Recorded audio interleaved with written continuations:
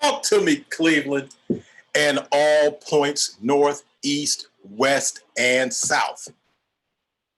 Okay, let me make sure we have. Okay, let me get this straight. Give me 1 second. There we go. There we go. It's on and popping. It's on and pop locking. This is the interview that you've been waiting on.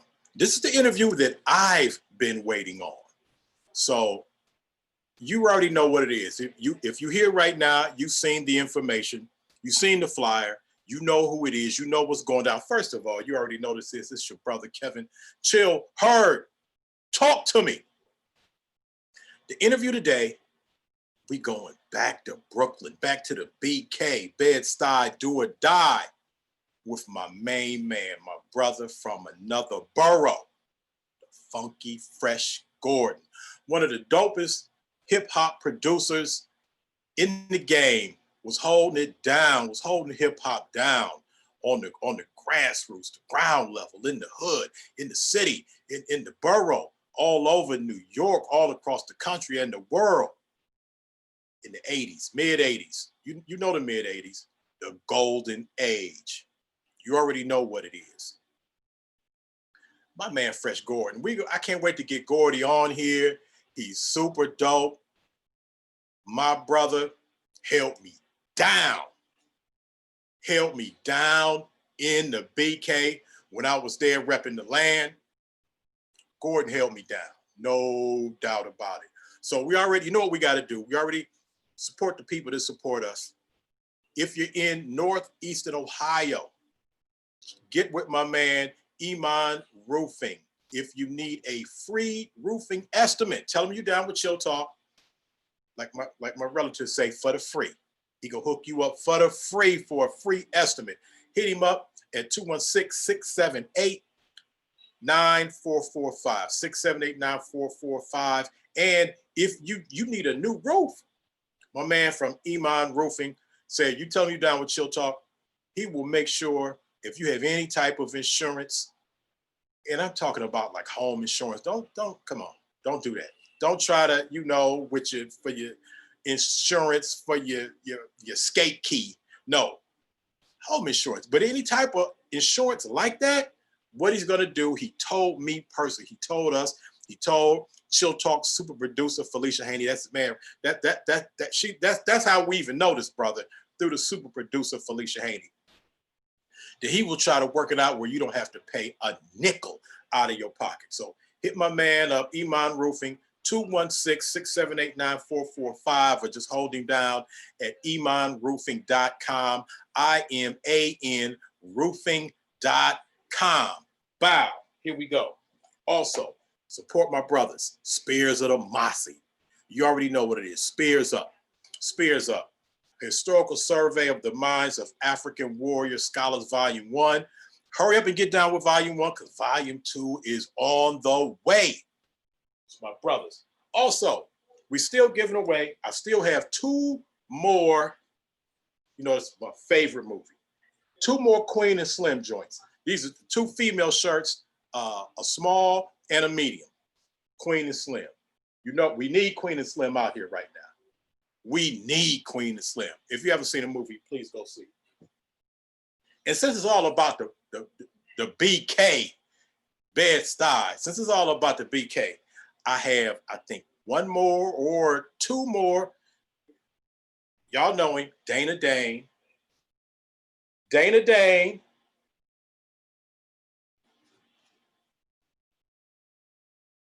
With fame. Dana fell through the show, put us on with a couple of ladies' tees. We got 2 more left. If you want to win one of the Dana Dane with fame tees, or the Queen and Slim. Oh, and the Queen and Slim, those 2 joints I just held up, unlike the other ones, those are long sleeve. Oh, those are dope. So we have a ladies, small and medium, Queen and Slim, and we have two Dana Danes, and they definitely they either like a little lady or a child. Okay, so just to let you know, and if you not in the where you can roll through and get it, if you can't pick it up at Ladocious, at the Reference Design Team locations salon, or maybe you can slide up to the Academy Tavern. My man Chris Butler. Big ups to my man Chris Butler. You can pick it up there. I need to know what to do to win. Okay, all you have to do is get somebody else to subscribe. Then hit me up and let me know who you got to subscribe. First, you have to subscribe and let me know who else you got to subscribe. You can either hit me up on Facebook, on my Facebook channel, or on here in the chat, and we'll make sure we arrange. But make sure I'm able to get up with you. So you might want to inbox me on Facebook or something like that. But without further ado, I think I got everything, right? I got the Iman Roofing. I got the Spears of the Mossy, the 2 Queen and Slim shirts, and the Dana Dane with Fave. Oh, and by the way, we're going to get Dana Dane back on the show because Dana has a new company, a big surprise. He talked about it when he was last on the show, but now he can tell us what it is. So we're going to get Dana Dane back on the show. But since we in Brooklyn, let me bring my man on right now. Everybody's been waiting for this one. Gordon, you got people in the UK waiting on this. Man, this is going to be dope right here. Let me get my man in. Let me get him in here, my brother. All right, we waiting. He's waiting for us to connect to his audio. We waiting to get a photo in here. Should be popping up in a second. We're going to get my man, the funky, fresh Gordon. All right, Gordy. Hopefully we get you in the building, bro. We'll see. He might have to go out and come back in. Shift Command A. Oh no. He has volume. We just need a photo. We just need the camera on. What gotta do for the photo? No, bro, we just got your name up there, man. Come on with the photo. Quit playing. Where is it? I'm looking at the thing. Okay, chat, participants, record here. Start video right here. Gordon, we done practiced this. We practiced this. They didn't make me do this before. I didn't have to press start video, man. I just sat there and I was straight. Gordon, we practiced this, man. You hear me? I hear you. You see me on the, I'm looking at the, I see, Gordon, stop it. I see you, Gordon. So we here. You here. Yo. What's up, man? Ladies and gentlemen, the one, the only, the funky, fresh Gordon. Gordy, what's going on, man? Keep the light at me? All right. It look kind of strong. Okay. We good? Y'all good, man. How's it going, Gordon? All right, man. What's going on, Chill? Long time, brother. Hey, man, it's been a long time, bro. Most of the people know who you are, but they know you my mans in them from way back. Right, yeah.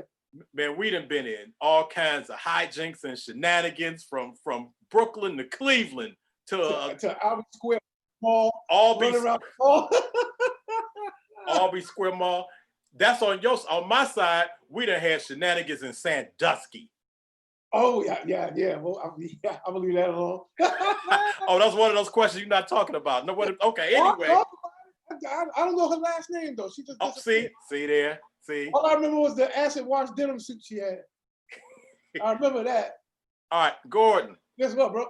Reintroduce yourself. Let the people know who you are. Fresh Gordon from 1985 with Gordy's Groove, working with Fat Boys, Houdini, and I can't remember everybody. Me and Jay-Z started in my house, me, him, and Jazz, Salt and Pepper, Push It, and I don't know, I should have had a list right here. I don't have it. Gordon, we gonna go over them groups. Do you consider yourself a MC, a rapper, or a producer, or both? Producer. My first rap was Revenge, that's all.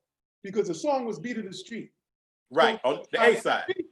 So I asked the dudes, because that's when Houdini did the thing where they say, Grandmaster D let D rap on the record. So I told my group, yo, man, I want to rap on the record. Let me get a bar. Man, you can't rap. I said, all right, cool, no problem. I went and slapped Gordy's Groove together the night before, put it together, and that's the only rap I really ever did. And that was that, and that's what that charted. Gordy's Groove charted. That's why Gordy Groove is on the B side of Beat of the Street. Okay, but that's what blew you up. That's what charted. Yeah. Gordy's Groove is what put you on. Yeah. So apparently you didn't even expect all that love from Gordy's Groove. No, I just wanted to say a quick little 8 bars and get out. That's all. And it's a quick little 8 bars. Yeah, that's it. About you, the super programmer. Introducing to you. I'm the undisputed all-time master of the drum computer. Okay, so were you the all-time master of the drum computer?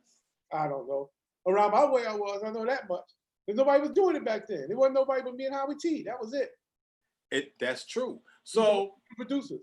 And you were even sampling back then. I think you were. What kind of machine were you sampling off of back then? Apple IIe with a green screen. The maximum sample time, 5 seconds. That's why you only hear Bobble, Bobble, oh yeah, because that's the only sample you put was Bobble and oh yeah.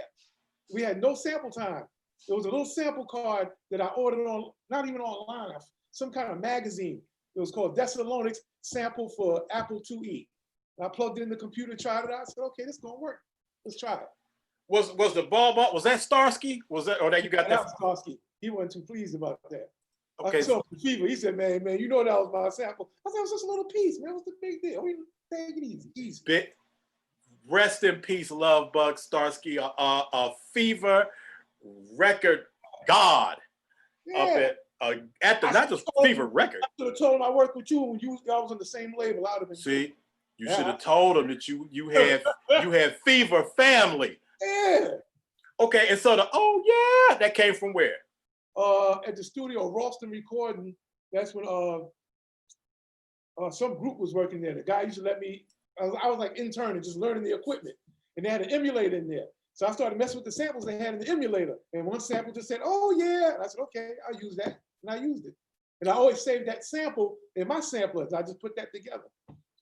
Okay, so now get us there. How you formed the group? How y'all got to deal with Tommy Boy? Okay, because y'all from Brooklyn. Who was popping in Brooklyn back then, real quick, before we do that? Who was popping? Nobody, back then, that was 85 when if you was lucky if you get a song in daytime radio. Everybody was playing in the nighttime. So it was a bunch of Brooklyn dudes popping maybe at nighttime, but in the daytime, all you had was, my man Glenn. Who was that with the first one with the Bad Boys, remember? Yeah. Yeah, with them. They was on daytime radio. Then Roxanne, UTFO, right. They had daytime airplay. But nobody was really getting daytime airplay. So I couldn't really tell you who was popping in 85. Okay, but Houdini, I think was Houdini. They were popping. Yeah, but they were major. You remember, they were considered the majors. They were nowhere near Ali. That's right. Like us now looking at Jay-Z. You got Run DMC, Fat Boys, Houdini. They were on their own plateau. You don't even look at them. You stay down here with the guys with singles without albums. So how did you get the group together? How'd y'all rock the deal with Tommy Boy? Okay, the deal with Tommy Boy, we originally, there's a group, God bless it there, DJ Lance from out here. He had a group, they were called the Choice MCs. They didn't have a name, but they were like the biggest DJs around here in Brooklyn. So I always had a drum machine all the time. So I came around them playing with the drum machine because, Flash did the beatbox. So I'm trying to be the beatbox guy in Brooklyn. So I met with them and they let me play at the block party. And then next thing they said they wanted to make a record. So I helped them try to make a record, whatever. And then they did Brooklyn style and that, So I also had some Gordy Groove. I had demos. I used to ride around with demos in my bag. I used to be a motorcycle messenger. And you remember how records would have the address of the label on the bottom of the record. So I'm writing down a bunch of addresses down there. So I'm delivering on 81st Street. So I looked at my little thing, I had a little address thing. I said, okay, Tommy Boy, 1747 First Avenue. Okay, that's 90th Street. Let me go over here and drop off a tape. I didn't even know what A&R was. I just walked in the front and said, yo, who do I play this for? They said, oh, you gotta see Joey Gardner. He's in the back. That then you could walk into a record company and talk to somebody. Can't do that no more. Joey was like, let me hear that. What you got there? I played this. They was like, oh, the Andy Griffith. We love Andy Griffith. So, that was it. That's how we got the deal. So did you ever, and how long did it take for you to get up with like Tom Silverman or Monica Lynch over there at Tommy Boy? No, all that happened. As soon as Joey said he liked it, he just walked into the other office and said, yo, let's sign this guy. Wow. And I told me I got the rest of the group. They said, look, we just interested in this song. But they ended up signing the whole group. So, you know, a young 19-year-old dude in the 80s, you give me $5,000, I'm signing anything. I'm gone. Yeah, I bought me a scooter, some clothes, a chain. I was broke, but I looked good and I was riding. That's what counts. That's the way it was in the 80s, man. But we just kept going from there. Then we ended up on the tour with the Fat Boys and LL and Salt and Pepper, and just went from there. Okay, so prior to that though, were you known in the neighborhood as a producer? People knew you before Gordy's Groove? Everybody's come by the house. Actually, no, not before Gordy Groove. Gordy Groove, I just had the drum machine. But as I started working in the music business, I was one of the only people that had a recording studio in Brooklyn. That's when it got to about 86, 87. You had me and you had Howie T. So everybody that came through Brooklyn either went one place to the other. That's how you had the demos with Jay-Z and Jazz and Nike and Fade and all of them were here. Then I got the Biggie track where Biggie was here before he did Party. Okay, hold on. Let's slow it down, Gordon. We gonna rock all of that. My mind is it's just all over. We gonna rock all of that. First of all, again, man, it is so dope to see you again, bro. I can't even for sure. Man, we can't even tell half the stories of the hijinks and shenanigans we've been involved in. That's why I have to stop and think first. I go, oh, wait a minute, am I implicating something? No. We can't even get into all that. Yeah, so you said Sandusky, I had to pause. I said, oh, wait a minute. Okay, it was crazy. Remember, we went in, and it wasn't even the club. We walked into a bar in Sandusky. It wasn't even really the big club that we was going to be rocking at. We walked into a bar. I don't know if we was going to get some chicken wings or a drink, and they was playing Phil and James when we walked in. I don't remember. That was a lot of hits. We was like, man, they playing Phil and like this is him. Yeah. But anyhow, yep. Anyway, let's go back on some of the people that you produced, that you've recorded, that came through in your crib. I'm gonna throw some names. We know that Salt and Pepper did Push It at your crib in Brooklyn. Yeah. How did that come about? I knew them from on the road, and then Herbie always wanted to work with me. So my manager at the time said, yo, Herbie wants to come by the house. He got something he wants you to listen to. He wants you to help him with it because Herbie don't know how to play. Was this JP? Yeah. My man JP Evans. Go ahead. All right. So they come back over to the house or whatever. So Herbie has his own SP12 with him. So you know me, I'm the boom bap dude. I'm boom bap. I like funky beats. So he turns the beat on. All his boom boom boom boom. I said, what is that? What do you want me to play to that? Come on, man. I know you could come up with something. So I said, oh man, this is gonna be a tough one right here. So I never distinctively remember I ran around the corner, got a pint of Bacardi Lyman. I drank that Bacardi Lyman and I started playing around with the records. Now, actually, Push It comes from somewhere, but I disguised it so Smooth you didn't really catch it. So you remember, so let it whip, so whip it, baby. Doodle, so whip it right by the Daz Band. Of course, Cleveland's own Daz Band. You're damn right I know. So I'm playing that over Herbie's drums. I said, okay, this could work. Well, let me see what I can use from there. So I take the bass. So that's why you got doom, doom, doom, doom. But I didn't use doom, doom, doom. I left that out because that would expose me. So now I just left just that part of the bass, and then I made up the dun, dun, dun, dun, dun, dun, and then that was it. That's all she wrote. Then it all happened in one night. Herbie wrote the words while I was doing the music. Okay, now I know that anybody that records in your crib over on DeKalb, I mean off DeKalb, Van Buren, it's off DeKalb, on Van Buren. They record in that, they do their vocals in that same hot ass bathroom. Hey, the acoustics were perfect. Did Salt and Pepper record in that same hot ass bathroom? Oh, did they? They weren't none too pleased neither. And you know, Herbie's tight when he said, yo, we got to get this hook right. So when they go in the bathroom, they started out going, boy, you really got me going. You got me so. By the time we finished with them, that's what you heard on the record. Boy, you really got me going. You got me so. They felt like a little pass out in there. But we got it done, though. But at least everybody respected it. Didn't flush. If you flush the toilet, it's going to take that much longer. Do not flush. Hey, I've been there. I know for a fact. Like my man Just I say, I know I was there. You were there. So, okay, now I have some more people to ask you about, but I'm looking at the chat. So I need to go back because my man Joel Lutenberg, Joel, that's my man Joel. I met Joel when I went up to New York, and he rolled up on me. I signed a MC Chill album for him and all that. Yeah. He wants to know what gave you the idea to use the Andy Griffith tune on Gordy's Groove. Okay. I suspected that you stole it from me off of Bust This Rhyme because I used the Andy Griffith tune. That ain't it? I stole it Trouble Funk. Because you remember the New Music Seminar that they used to have, with Tommy used to have? Sure. So there was a club called a Limelight. It's like a former church. So they would just have little things. So they did a go-go set there. So, I mean, the sound system was incredible, but they kicked it off. But they went into a go-go. I'm like, whoa, that came on hard. I got to use that. I got to start, whatever record I'll do, I'm going to start it with that. That's how I got the idea from Trouble Funk. All right, Coach. You know what? When I heard Gordy's Groove, because, I came out with Bust This Rhyme, we came out around the same time, Gordon, 85. Yeah. And then it started really popping like in 86. And when I said, man, somebody else got like a Gordy's Groove joint. I'm like, okay, and that's hot. I like that joint. So yeah, I was like, okay, who is this dude, Fresh Gordon? Oh, and by the way, I don't know about you, but my part of my royalties for Bust This Rhyme goes to Sherwood Schwartz for them tunes that I use from him. He got me. Yeah, mine goes to, I don't even know the names. I just know the record says E. Hagen and H. Spencer, whoever wrote it. Okay, well, mine, because I used Andy Griffith, the Mayberry joint, the Gilligan's Island. I think I got for Gilligan's Island. So we had to give up some royalties to Sherwood Schwartz. But royalties, see, back then, my thing was after we get ripped, so you try to use something obscure.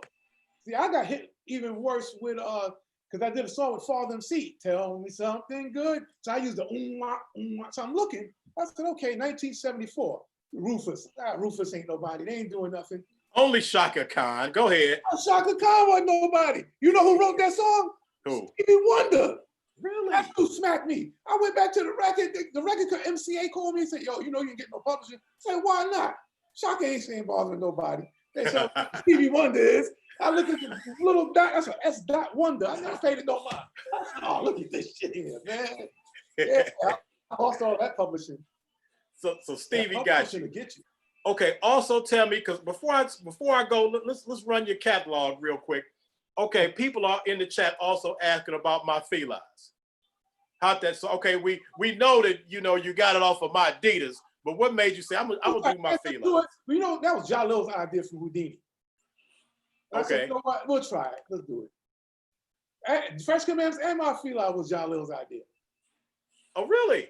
Yeah. I ain't got no idea for no rap. I can't rap. My feline, Fresh Commandments, was pressure from Tommy Boy talking about, we want another song. We need another song. I said, I need another $5,000. I couldn't come up with nothing. So you was the $5,000 man. Give me $5,000. I'll work out something. That's right. That's it. Okay, so it seems that Jalil was that's your man. Did we lose you, Gordon? Don't be playing with me, Gordon. No, it said host attended something. Am I there? Yeah, you there. All right, good. All right. So tell me about you and Jalil. So he's helping you out. He's giving you ideas, connections. So how you and Jalil building together? How did that develop? Yeah, we just in the studio together. I'm trying to come up with some ideas. We writing it together. I'm the music dude. I put music together. I don't do raps like that. So we just put it together. We stood out there, see what happened. That's all. There ain't really no story to that song. Okay. So all right. So I needed some help. He gave me some help. That was it. All right. I also want to give a shout out to some people that are watching right now. Of course, my man Joel in New York. My brother, the Film Review Life Channel, Crazy D in the building. That's my brother. Of course, you got Gerard over there with you. Oh, Big G-Rod. Gerard was there for more stuff than I was. Hey. Gerard was there for everything. Gerard was there with you. You right. Him and Buster. Gerard right. Gerard Buster held it down for you, King. Yeah. But we gonna talk about that. Also want to give a shout out to my man, the OG hip hop interview God, the foundation, my man Jaquan is watching right now. Number. Yeah, much love, Jaquan. So I gave you Jaquan's number. So make sure you get that man a call. Because Gordon, if Jaquan do an interview with you, yes, sir. so you somebody. Okay, that'll work. In hip hop, if Jaquan interview you done made it, bruh. But so no, big ups to my man Jaquan Foundation. Anybody who want to see anything about any old school hip hop, the beginning, the genesis, man, find Jaquan's YouTube channel, the foundation, and get an education for sure. Big ups to that brother. Okay, now let's talk about you brought up Biggie. So first of all, you in Brooklyn. I'm imagining at some point in time, almost every MC from Brooklyn go fall through there at some point in time. So at what point did Biggie fall through? I know Biggie was brought over here through Shelton D from Divine Sounds. Okay. He brought him because Biggie was helping Divine Sounds. So, yo, this guy dude, Biggie, he helping me write some stuff, whatever. So I was okay. So, I'm always hitting record. So we recorded some stuff right off the cuff.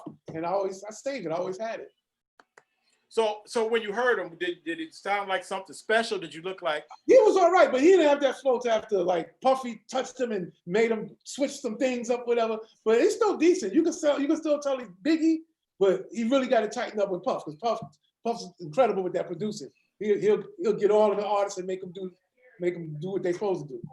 Okay, so also there was a rumor around town that the Puffy doubled back on you and tightened up your pocket for whatever extra Biggie stuff that you had lying around. Was that true or false? Puff is cool, man. Puff is good people, man. That's you the sword of Puffy secrecy. Puff always look out for people, man. Puff's a good dude, man. All right, I'll take that as a Puffy took care of. That's all right.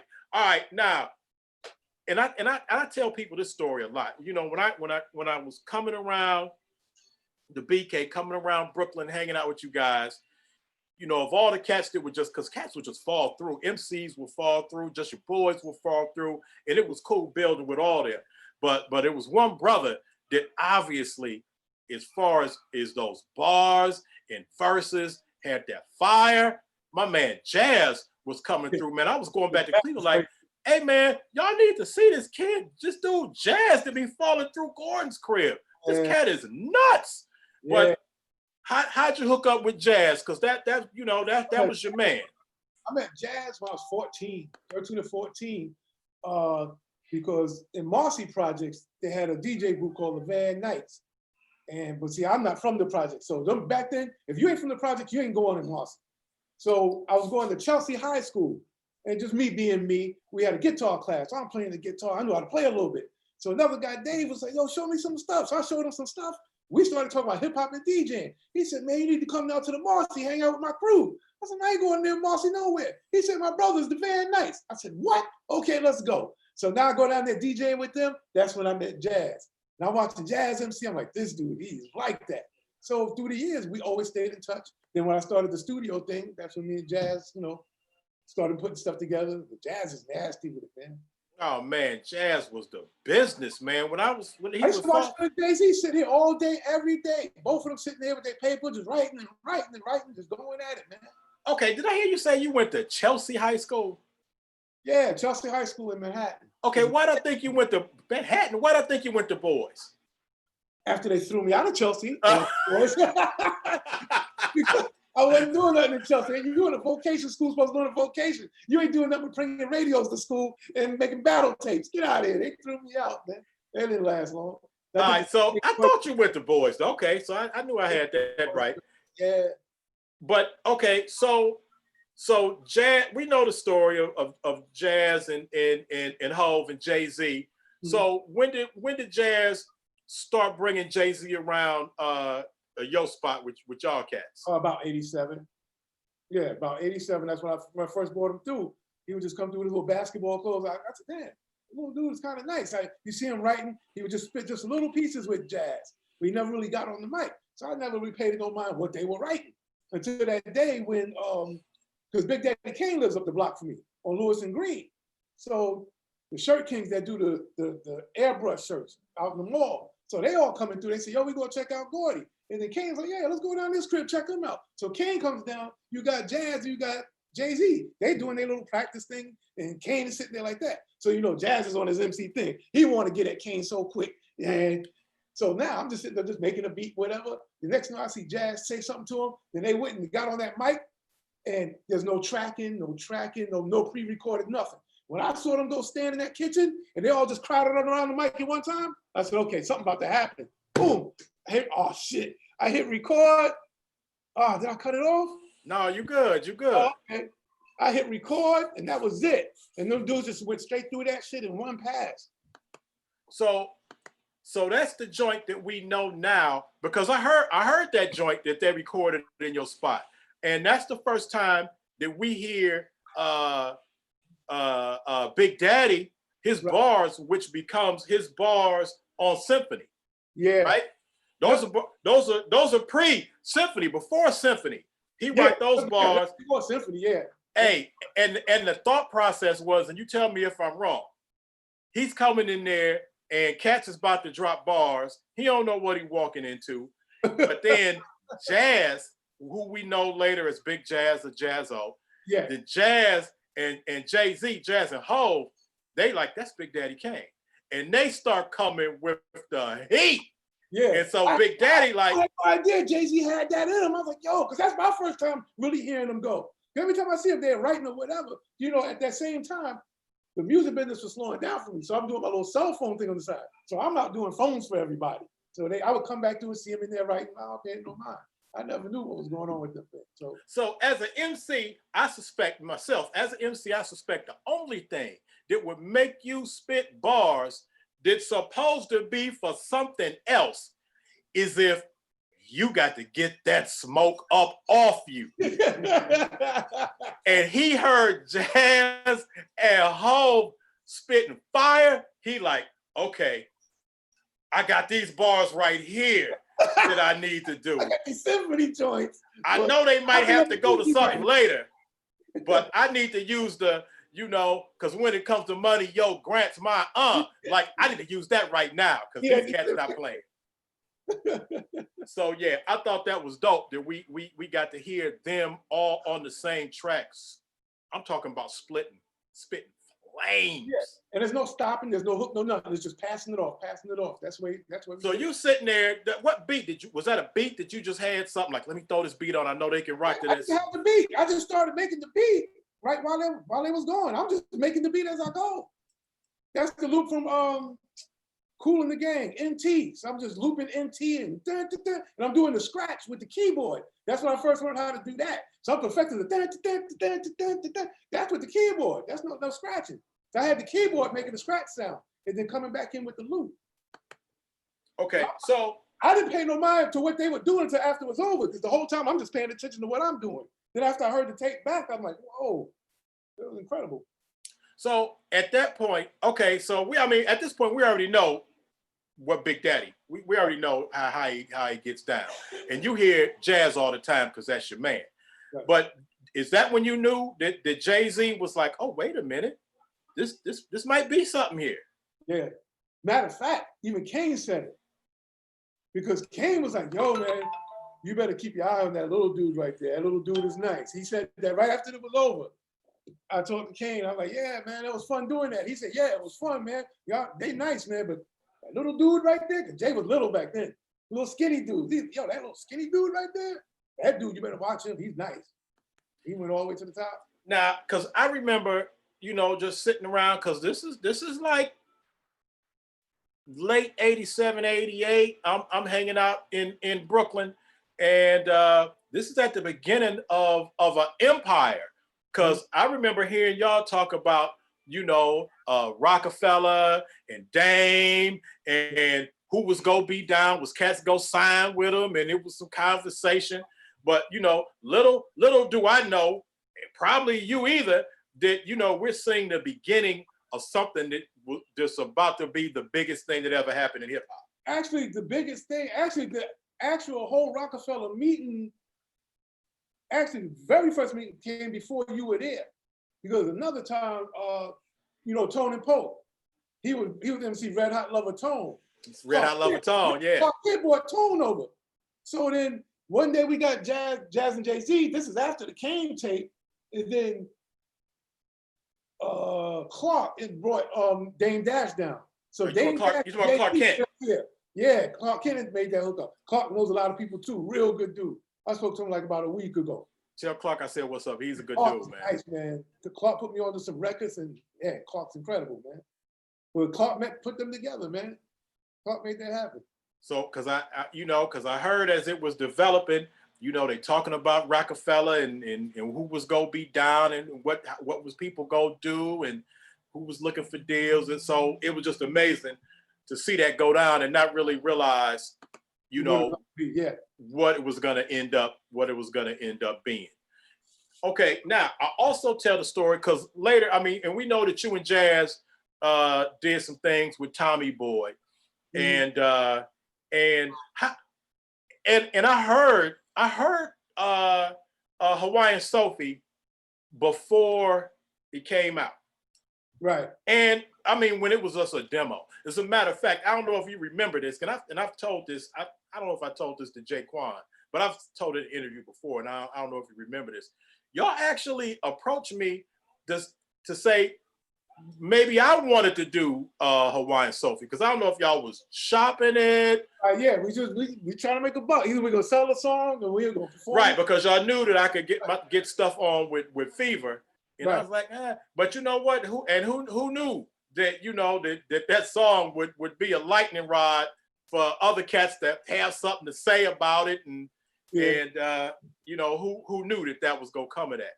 Right.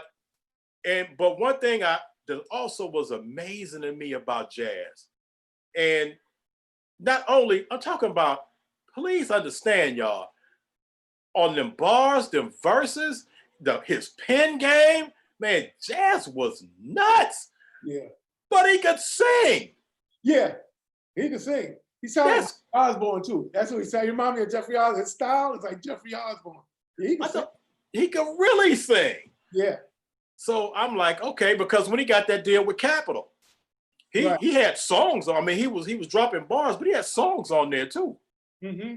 There was another guy, I forgot the guy's name. I think some dude that worked with D-Train or something. He had some R&B demos that he did that was beyond me, because I couldn't, I don't play like that for real. So, but he had some demos. Yeah, he was phenomenal with both. Okay, now talk about the Fat Boys, because it's more your homeboys from the BK. How'd you hook up with the Fat Boys and you end up doing In the House? Because the Fat Boys is the wildest dudes you want to go on tour with, especially Prince Marquis D, my man. Them dudes, we went out on the tour just supposed to be regular, And as far as music, first it started with pranks. They always want to play pranks on somebody. Anytime something went wrong, Fat Boys did it. If you hear some banging on your door at the middle of the night and you half sleep, you open the door, and then you got the garbage can in front of the door with piss all in it, with sand from the cigarette butt thing, and that falls all on your feet. You just, man, damn Fat Boys. You just shut the door. So I got cool with them. But the thing with music with them was the sound check. That's how I got cool with them. Because everybody back then was the MCs and the turntables. I was the first dude that went on tour and played live with a keyboard, a 4-track, and a DMX drum machine. So now we go to sound check. They see me playing and doing all this. So Mark and them just doing freestyles. They freestyling this and that. And after a while, I got cool with them. And they were like, yo, man, you don't do music for nobody? I said, yeah, I do some music. He's like, man, we'd love to get somebody to work on our album, get you to do some work on the album. But see, back then, that was a lockdown thing. You only had Curtis Blow working for them. You couldn't get in. So they had to convince Charlie Stetler to let me do some music. He said, the only way we're gonna do that, we gotta get Buff to like this shit. Once you get Big Buff to like it, Charlie do anything for Buff. So they brought Buff down to the sound check. We did the beatbox with him, this and that. And that was it. Yeah, Charles Stratler, that was their manager. He ran Tim Pan Apple music, Charles Stratler. You know him too. Okay, because Fever Records was the label, but Sutra Records was the company. So I would see, and at that time they were still on Sutra, and Tim Pan Apple had their office in the same suite with Sutra Records. So I would see Charles Stetler all the time. And he was a cool dude to me, man. He would talk to me, he got that Charles Stetler accent.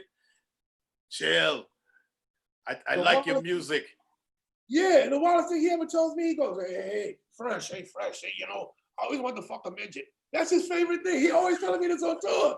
I said, I don't know what with Charlie and midgets. I never get it. So how'd you hook up? What was your inspiration to do in-house? Because me personally, that's my favorite Fat Boys song is In the House because of the track. But talk to me about putting that together for them. That was just one of my songs. There's just a musical thing I was just doing. Just because it's more of like a swing type beat. I always like swing type beats. So I did the music. But the only thing I could say is really what I was shooting for, what I was doing in the house. I was trying to do the same thing, like funky beat. Because I always like funky beat when they go funky beat, funky beat. So that's why I went and said, you know what? Let's do it in the house. So that's why I got that idea from. But everything else was just me off the cuff. Yo, so that was dope. And it was because of that song that I actually met you. Because you were up at Suture Records, I think getting a check or something. Yeah, we got those. Yeah, I got. And I was like, Mark, look up. Mark could get you. That's the first time I ever got publishing was because of Marky D. I didn't know what a publishing was. Tommy Boy bit me right over. He was like, oh, he just wants 5,000. Bend them over, give it to him. So that's what they did. But Mark got me paid, man. I always got Fat Boy checks coming. So I saw you up at the record company up at Suture, and actually that's not the first time I met you, but that's the first time that we talked because the first time that we were in the same place, I don't even know if you remember this, but when I bring it up, you're gonna remember it. Was at the Fever anniversary. Oh yeah, I remember that. Man, that was nuts, man. That was like so many people. I'm talking about everybody was there. Yeah. And at the end, I thought it was so dope. At the end, they closed it out with Houdini doing Friends. And all the MCs in the building got up on the stage. That's right. That was like half the crowd, more than half the crowd was MCs. Yeah, those were industry parties. Back then, the best party was on a Tuesday and a Wednesday. You don't party on a Friday and Saturday. So industry parties, that was the thing in New York back then. So that was the first time I saw you. And I'm like, man, that's that dude with that Andy Griffith tune in his song Like Mine. And what's up with that? But then I see you at Suture, and I think you're up there getting a check. And we were talking about at the time, a new project because the MC Chill album had run its course. We ran like 4 singles off the Bust This Rhyme, Downbeats, MC Story, and they rocked up Prophecy in the UK. So we had exhausted all the singles that we was gonna get off that album and the album. So we were starting to talk about a new project, and they were saying, well, what do you have right now? Because I wasn't even really ready to start. But you know how when they want a new single. Oh yeah, they're gonna push you. They're gonna make you do anything. They was like, well, what you got right now? I'm like, well, I wrote this joint about this Freddy Krueger Nightmare on Elm Street thing, but I hadn't never intended on that being a single. Right. They was like, okay, let's record it right now. And I was like, okay, but I ain't, my man my Mike Chapman, who had done my whole entire album. Right. I was like, I ain't talked to Mike, we ain't worked on no beats. And I think it was more like they looking around like, well, there go Fresh Gordon. And use him. he just did Fresh, come Fat here. Boys. And so me and you start building, and you said, man, roll with me to Brooklyn, and let's listen to some tracks. So I'm thinking like you. I'm gonna have my 12-track set up. I'm thinking you got a car, or we taking the train. You got a damn scooter. Oh, the boat. The boat, yes. The long white one. The Honda Helix. We rode the boat across. I don't know if we went across the Brooklyn Bridge or what. No, we went over Williamsburg Bridge. Brooklyn Bridge got too much traffic. Right. And it lightweight was raining. So, they ain't gonna stop nothing. Man, I'm riding across a bridge on this big giant scooter. On a metal rail bridge. On a metal. I'm like, man, I don't know if this is gonna work out right here. Hey, we here. Trust me on that. Come on, man. Hey, but after that, man, again, and I've said this before, and we'll get into this even when you was off the scene. I've told people before, man, y'all showed me mad love. Yeah, you cool dude, man. That's the way we do, man. We all look out for each other, man. That's what we try to do, man. Man, all them cats at your crib, You know, they showed me mad love. I mean, I had Yeah. to deal with a couple jokes. Huh? I had to deal with a couple jokes because y'all thought I talked funny. We got jokes all day. That's what we do, man. That's my main thing. Man, I don't know why I ain't become a comedian. I love to laugh, man. Like you were talking about Sandusky. The main thing I remember about being with you was when dude pulled out and I said, "What the hell is they smoking?" He said, "Man, it's a wet daddy." Oh, wet what? What the hell are you smoking? You want, and they were cool too. Hey, you want to take the first pull? Hell no, I'm not pulling. Not no wet daddy. Hey, Cleveland was known for wet daddies. Anybody don't know what a wet daddy is? Them dudes were spaced That's out. a cigarette dipped in formaldehyde. What? Oh no. Say no to drugs, people. Say no, especially to that. But yeah, so no, they I remember they was offering. I'm like, no, Gordon, don't do that. Oh, I wasn't, man. Oh, wet daddy. Stay away from that. But no, man. I mean, all the people that I met at your crib, man, y'all had characters, some fun dudes, man. Y'all killed me. Let me tell you what really killed me hanging out with y'all. Y'all obviously must have run out of nicknames or names to call people. Because y'all done had Jeff, and then y'all had a dude named Big Head Lil Jeff. Oh! A Big Head Jeff from the next block. Now, Big Head Jeff was smaller than Jeff. Right. No, but Jeff, I guess he had a big head. So it was Jeff and it was Big Head Lil Jeff. Big Head Lil Jeff. Yeah. I know Gerard over there cracking up right now. Hey man, that was crazy. And of course, Jazz will fall through. It was another dude that was dope with bars. I think it was a light-skinned cat with freckles. Oh man, it was another dude who was there a lot. I don't know if he was part of the choice. Man, no, that was freckles, not part of the choice. Definitely a light-skinned dude though. He was nice, man. He used to come through. I was like, man, I might have to help this dude get a thing. But yo, no, good times, man. But we end up doing Nightmare on Chill Street. And I was telling Smooth the other day, we recorded it. And when I came by to listen to the track, he was like, yo, I did this B-side. And nothing can save you now. Nothing can save you now. And I was like, oh, wait a minute. You just turning that in like that? Yeah. He was like, yeah. I'm like, oh, hell no, you're not. I'm putting bars on that. He was like, chill, it's finished. I'm not redoing that. I'm like, yo, give me that track. I'm gonna take it back to the hotel with me, take it back to Manhattan. Yeah. I'm just gonna put bars in between the breaks that you already have just open spaces. Yeah. He was like, okay, we'll see. I came back the next day, back to Brooklyn. I was like, I got the bars, let's do it. And we did the B-side, Nothing Can Save You Now, which some people prefer that. I guess that's your B-side magic. People prefer that one better than the other joint. See, I like those swing beats like that.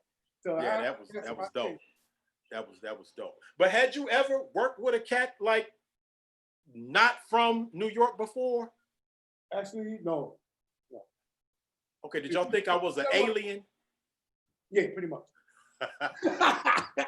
Yeah, ain't nobody outside New York. That's why all my friends was like, "Oh wow, he's from Cleveland." You know, we like, yeah, dudes from out of town. But see, we learned something. So I showed dudes around here that, but they said it ain't where you from, it's where you at. Right. But we never looked at you funny. We was like, "Yo, new dude, bring him in. What's up?" We got jokes. You had jokes too. I did have jokes. Long as you spit back and forth, you quick with your lip, you good. You don't survive. I did. I gave it back to y'all. Hey, my favorite one, and me and Smooth, my boy Smooth, was talking about this the other day. We got off. We took that A train, got off the Kingston through exit. Coming. I mean, Kingston stop, got off, and we was coming. And this girl said, "Y'all coming to see Gordon?" Oh, it's Gordon. It's not Gordon. It's GOR-EN. That's a Brooklyn thing. Gordon. I know. I'm like, Gordon. They come to see Gordon. How you spell that? How you GOR-EN. That noise, the dash is the N. Gordon. I'm like, okay, see, they got jokes for me. Wait till I get in and deal with this. You got to the house and started ripping. Hey, what's wrong with these frauds out here? That's what's up. But then in return, I mean, we became so cool. Then y'all started rolling down to Cleveland and hanging out with me. Yeah. So we got you on the show, but y'all rolled down sometimes, and it wasn't a show. Y'all just came to, man, Ford, y'all rolled up on my crib one time in a big, giant, I don't know what the hell kind of truck car this was. Oh, my Toyota 4Runner, my Bigfoot 4Runner. With them big, giant wheels. Yeah. Dude. Marcus Dupree bought that for me, the football player. I did some music for him out in Mississippi in '89. He had some guys out there and he was going to pay me for the songs, whatever. And all I wanted was a new car. He said, because that same truck in New York was like 17, 18,000.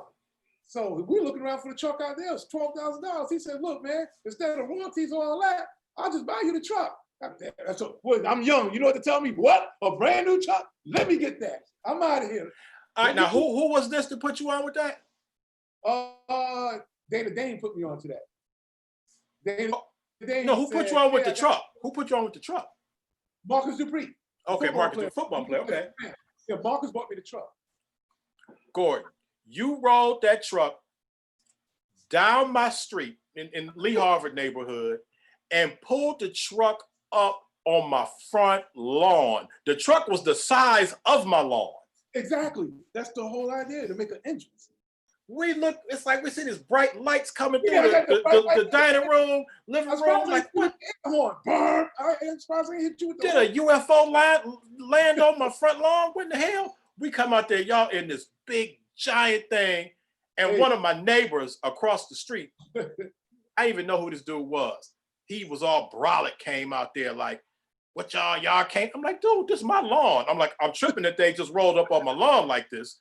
But this is my lawn. Like, why you? But yeah, man, that was nuts. But yeah, I'm glad that y'all came to Cleveland many times, had a good time. Had a ball, man. Always had a ball, man. Did shows, just hung out, went to other little cities around Cleveland. We got it in. Oh yeah. All right, now Gordon. Now here, I told you we gotta talk about it. So you were gone off the scene for a long time. Right. How long were you gone off the scene, bro? 12 years. 12 off the music scene or just in freedom, period? Freedom. In freedom, 12 years. Talk to us about it. What happened? What'd you do? Why were you gone? Where were you at? Hey, I figured out how to make credit cards. I made a whole lot of them. And people just went shopping. And then somewhere along the line, somebody didn't like it and they told on me. Sent me away. I went to trial, fought the case, and I ended up getting 15 and a half years. So in my time in, I just played chess and I studied law. Because what happened was in 2010, that's when the Supreme Court first started looking at the fact of illegally putting the GPS under somebody's car. And so that was me. They put it under my car for 3 weeks. I'm like, okay, this is illegal. So that's when I started studying law, because I'm thinking if the Supreme Court rules in my favor, I'm going home. So sure enough, 2012, Supreme Court ruled in my favor. But I didn't know nothing about the law not being retroactive. The law is never retroactive. I'm filing this way, left, right. I just knew I was going home. It never happened. But then long story short, COVID-19 happens now. So now I know the law. So I'm looking, I said, okay, we got COVID-19 in my prison and I got high blood pressure. You got to let me go. So I did what I had to do, got myself out, got like 2 more people out. And so that's what I do now. I do my legal work. Okay, wait. You not only got yourself out, I got 2 other people out. but you got 2 more. So you up in the joint. Now were you was this a federal spot? Yeah, always federal. No, I didn't do no state. I was in federal camp. First I was in Fort Dix, and then they transferred me to FMC Devon's camp. So you up in the federal, getting other people out, doing other people's legal work. Yeah, you look at the facts of their case. If you think they got something coming, I type it up, go in the library, type it up for them, put it together. But 12, Gordon, is for some reason 15 years seems like a long time, man, for that. I mean, I know cats that done shot up the neighborhood and was out before 15 years. That's why you got the saying that says, don't make a federal case out of it. Because it's a different thing when the feds get hold of you. It's a whole different ball game. They don't play fair. So, but don't I recall, didn't you get out before? Or did you do the straight time? That was my first time. See, before it was for doing the cell phone. That's That's when I know a whole lot of people in the music business then too. I mean, them phones, because back then, that's when phones was what, $1.50 a minute, $1 a minute? And I'm selling phones $1,500 for 1 year straight. You couldn't beat that deal. You can't tell me everybody. Next time you take a look at the Biggie Warning video, when he goes, who the fuck is this? Paging me, and you see him on that phone, you'll see Panasonic right there. Wow. So how the phone game. How long did they give you for that? 2 years. That was short. And then how long were you out before you went back in? A couple of years. Then, I was rocking again. I built another recording studio, had the studio going, but then I keep seeing fast money, so I got to go get it. You know me, I'm a hustler. I was a hustler before I was a musician. We always hustle. All right, so and we gonna wrap this part up. So while you was in the second time, were you thinking, I can't get hemmed up on this again, man. I'm gonna have to do something different. Right now, yeah, I can't. I'm 54 years old. I ain't got nothing left up in me. Nothing left in me. I'm straight now. I'm chilling. All right, now, what's your situation currently? Can you leave the crib, or you got to hold it down there for a minute? I got to hold it down for 6 months because I filed that COVID-19 motion. I wasn't supposed to come home till next September. So once the judge let me out right away like that, they weren't just gonna let me just walk clean. They say, you've been down. Basically, their philosophy is you've been down so long, you have to sit in the house and relax and just get more, in tune to society before we let you run loose. But I mean, it's no problem. Ain't nowhere to go right now anyway. Everything's cold. You're right. If what was gonna do? Our whole life was what? Parties, running around here, but we can't go to no parties. Ain't no strip club. What you gonna do? Right. You're right about that. So also, I want to tell the people watching right now, go ahead and share this if you haven't. I know some people have. Go ahead and share this. And if you so choose, you can donate to Chill Talk, Chill Vision.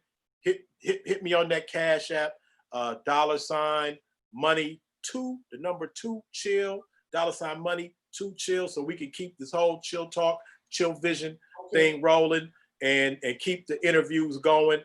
But I'm here with my man, the funky Fresh Gordon.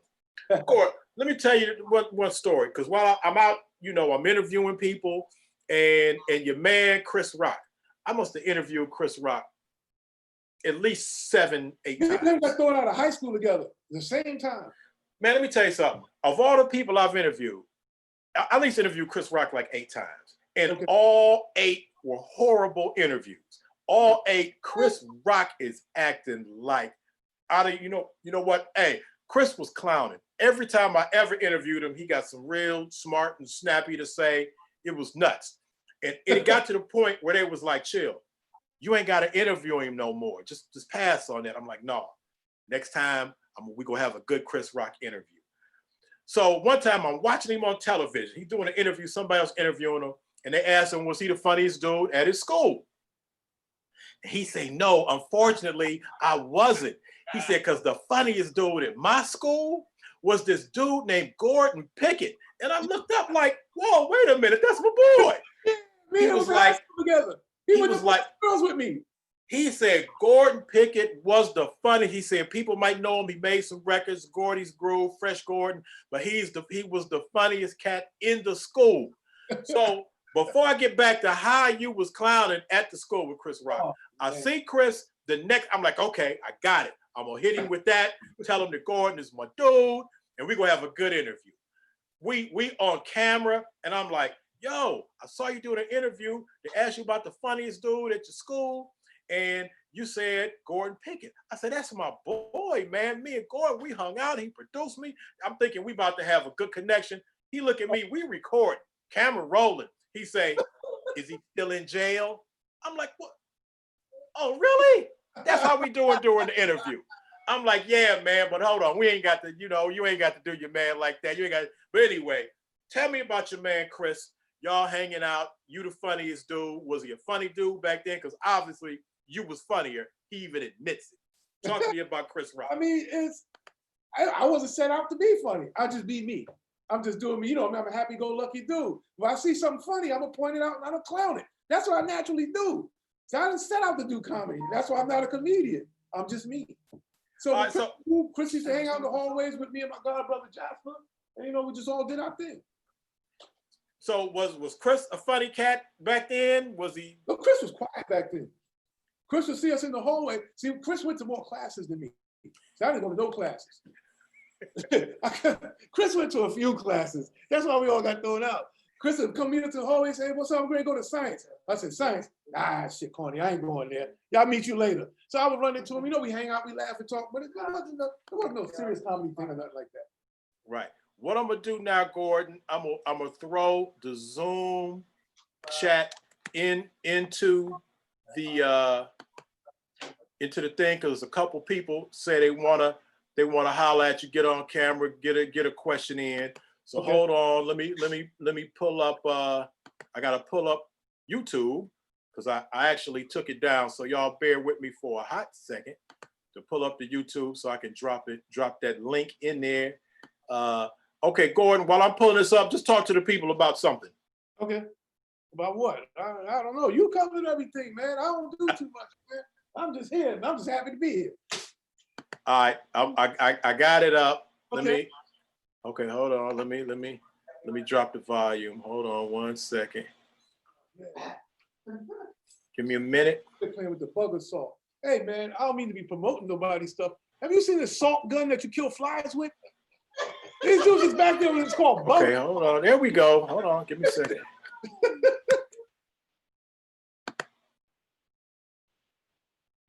All right, here we go. I have it. Let me put this on mute. Actually, I'm not gonna put it on mute. I'm just gonna take it down. All right. So anybody wants to talk to or has something to say, a question to ask, Fresh Gordon can jump in there. I just put the link into the chat. So now's your chance. And we already have my man. He quick on the button. My man Crazy D gets it in quick. So we're gonna bring my man Crazy D in. Anybody else want to come into the Zoom chat and holler at Gordon, ask him a question, just shout him out. Come on in. And also, don't act like y'all don't see. It probably passed, but anyway, if you want to donate to Chill Talk, you already know what it is. Hit us up on Cash App, $money to chill. Support the platform. All right, we're gonna bring my man Crazy D in there. Okay. My mother's favorite guest. My man Crazy D in the building. What's up, bro? Oh, hey, you know what? Chill. Great. Okay, I don't hear you. Hold on. That might be me, though. Yeah. Okay. Yeah. Great show, as usual. Fresh Gordon, grew up on your music. Used to cut it back and forth, 2 records, cut it. Yeah, final. Beat, beat, beat. Yeah, right. Great production. When you said Howie T, this isn't a question. My question is coming. When you said Howie T, I remember Caught Up reminds me a lot of the Beat of the Street. Caught Up. What? I don't know the song Caught Up. Caught Up. That's him and Chubb Rock. And Chubb Rock. Caught Up. Well, you don't know the song, but it's kind of similar as a DJ. You blend similar. Beat of the Street. For me, the Beat of the Street. Yeah, so it's similar. My first question for you is, you've produced many of the top which hip hop forward. Right. What MCs did you produce or that you heard which you believe changed the cadence of hip hop from the 70s to the 80s and the 80s to the 90s? Which MCs or which groups changed the cadence? From my time that I worked with, yeah. To me, in a way, a lot of people made changes by bringing something different to the game. Like most of the people today, everybody's talking about money, guns, and drugs. See, I always liked Houdini because they brought a kind of R&B-ish type of cool flavor to the hip hop. And then you had L, who was just like the battle rapper. The MC did their own type. Everybody had their own thing. But like one of the most incredible dudes, because I'm a producer, so I've never paid the MCs as much mind as I do other producers. And one of the most best producers I have to me was Larry Smith. Because Larry Smith like I would have my kind of sound. Teddy Riley has his kind of sound. You hear Teddy's sound, you know it's his song. But one minute you hear Run DMC, but then you hear Houdini. You never know they was done by the same guy. He could split sounds, but so different. You never knew who he did. Larry was bad, man. Larry Smith. One was based on the drum and one was based on. Right. They was more musical. Yeah. So I couldn't even really tell you the MC that changed the game. I can tell you the producer was Larry Smith. That's always dude I looked at, him and Davey DMX, but they kind of under the same umbrella. Mm-hmm. Wow. Okay. I thought you would know, like hearing the MCs, because like 70, like when hip hop first started, it was like chanting together in like a 5-man crew. Then it moved into solo MCs, and each generation brought a different thing. Like they say, Rakim is the modern age in '86. Right. Did you have MCs that you said, okay, this person moved this, changed this coming from out of the 70s? The person I work with, I helped to propel them forward with my beat. I would say indirectly Jay-Z. Okay. Because Jay-Z flowed from jazz. And the way me and Jazz put it together, I watched Jazz come with some stuff that people have never heard. Like Chill said, Jazz was phenomenal. But him and Jay-Z would sit down and work together. And just like even Jay-Z was said, if it wasn't for Jazz, there'd be no Jay-Z. So for Jay-Z to be where he is right now, I feel good. Because that's something that came through here that started at my house. So that's the only person, the one MC I could say that we can see that the game changed. Mm-hmm. Was it Brooklyn DJs who turned into MCs, then producers, or in the beginning were MCs standing alone in Brooklyn? Actually, it was really more or less DJs, because that was the way it is, especially with everybody. You had the DJ, you had the MCs that really backed up the DJ. Originally, you didn't really come to see the MCs. Back then, you came to see the DJ. That's why it's always Master D and the Choice MCs, Grandmaster Flash and the Furious Five. You came to see the DJ. But then as it evolved, then it became less about the DJ and more about the MC. Well, let me ask a quick question for D, get another one in. Like, and when you talk about the DJs in Brooklyn, I think of obviously Cutmaster DC. Like DC. Brooklyn the House, that's like an anthem. DJ Lance, Frankie D. You got Brooklyn DJs that were known around here but didn't make records. See, Cutmaster DC was one that made records. But you had Godfather Rock, you had DJ Lance that just passed, God bless his dead, Frankie D, and then from the Monsters. So you had all them DJs back then that had MC crews. That was from Brooklyn, yeah. Okay, that's what's up. Cause yeah, and I had to tell this story too, that I was with Gordon. We were at the New Music Seminar, and at the Marriott in Manhattan. At the Marriott Marquis in Manhattan with the bar at the top that spins around. That was dope. Yeah. But I was with you. Went back to Cleveland, came back to your crib, and you was rocking this cut at your crib, and I was like, "Yo, man, that's like crazy dope." It was South Bronx. Okay. And you was like, "Oh man, that's hitting over here." Like, yeah. I'm like, "Yo, where'd you get that?" You was like, "Chill. I was standing with you when dude gave it to me, and he gave you one too." I'm like, "Really?" You was like, "It was a test press though. It ain't really nothing written on the label." Right. Man, I went back home, went through my crate, found that again, man, started rocking that in Cleveland, and that's a whole nother story. Hey, you know who else we broke too, right? When I came to do with you at the radio station. And you said, "So what y'all rocking up there in New York?" And I played for you, Milk is Chilling. Audio 2, that's right. We broke that record for them down there. You right. You right. And that's right. Audio 2. Yeah. You came through with that, and we started rocking that on the radio station. That's one of the illest beats of hip hop ever made. Because it's so simple, but it's so dope. You know, Daddy O from Stetsasonic did that. I didn't know Daddy O did that beat. Daddy O did that beat. Man, that beat was, I mean, Cat still rock that beat. He was on Tommy Boy with me. I know him well.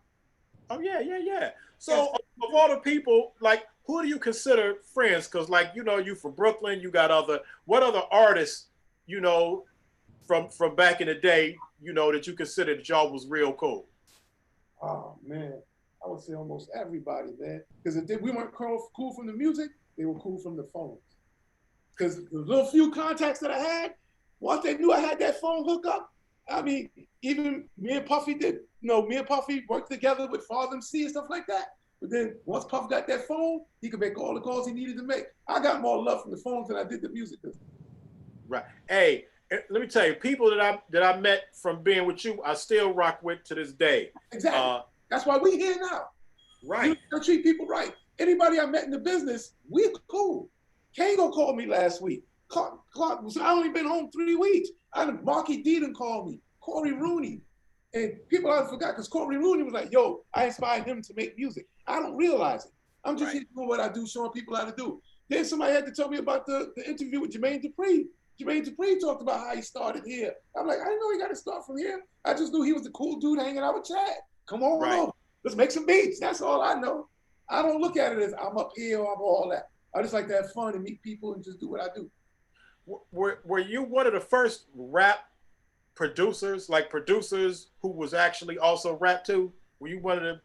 How many cats did you know that was doing that before you? See, because Grandmaster D was the first one rhyming on a record. That's what gave me the idea, but he was just a DJ. He didn't do nothing in the studio.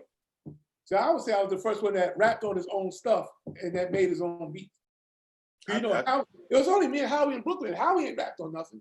Right. So, yeah, I'm the only person that rapped on my own stuff. Now that I think about it, thanks. All right. Well, hey, Jay Quan was probably gonna hit you with that one anyway. Yeah, I never really looked at it that way. I said, now that you think about it, because one thing that somebody pointed out to me was that I did notice. I was the first one that did the TV theme. Because after the Andy Griffith, Fat Boys did what they did. We might have to check the dates on that, Gordon. Check the date. I did a song with 3 TV joints on there. In 86? No, I came out in 85, bro. It also came out in 86, but it started in 85, late 85. So you might have me. It really came out like the winter of 85. They had Jazzy Jeff them. They did Dream of Genie. I Dream of Genie. The Fat girls of the world ain't nothing but trouble. Yeah. And then the two and the Inspector Gadgets. Yep. And then Teddy Riley with the show. Okay. And again, if anybody, I put the link, the Zoom link. I know on YouTube it flies up a little quicker than on Facebook. So I'm gonna put it in there again. So if anybody wants to come in and chop it up with Gordon before we wrap it up, jump in and do so. If you just want to give him a shout out or you have a question for him, I'm gonna put the Zoom link in there again. But Crazy D, I see you in your question pose. Go ahead, bro. Okay, DJs battle, MCs battle. Were there producer battles, beat producer battles? Actually, no. I've never seen or heard of one. Because there's really no way to do it. Because the beats we made, it wasn't like where you have like the machine and the samplers, that's all one unit like you have now. Before you had just the drum machine, had to hook with the keyboard. It was too much to set up. And you had to program it. There's no way you could just freestyle and actually have a battle. Like you could now with it, but you can't do it. There's never been a producer battle. Mm-hmm. It's always been DJs because everything is live and on the fly. I want to jump in on that one too, but was it competition between producers? Like, yo, man, I heard this dude just dropped this crazy beat. Back then it wasn't, because it was so hard for us to get in.